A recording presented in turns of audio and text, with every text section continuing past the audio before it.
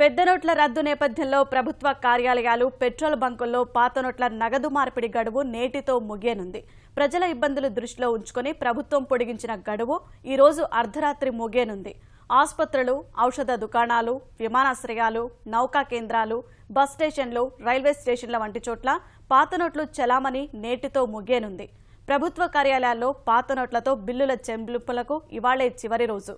నిజానికి పాత నోట్ల చలామణి గడువు ఈ నెల 14 వరకే ఉండగా ప్రజల ఇబ్బందులను దృష్టిలో ఉంచుకొని కేంద్రం ఈ గడువును నేటి వరకు పొడిగించింది.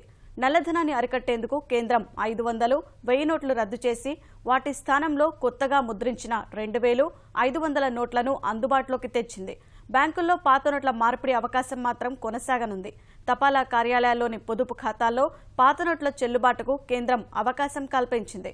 చిన్న మొత్తాల పొదుపు పథకాల్లో పాత పెద్ద నోట్లు తీసుకోబోమని ప్రకటించిన కేంద్రం తర్వాత తమ నిర్ణయాన్ని సవరిస్తూ పీపీఎఫ్, సుకన్య సమృద్ధి వంటి పథకాల్లోనూ పాత నోట్లు చెల్లించే వెసులుబాటు కల్పిస్తున్నట్లు ప్రకటించింది.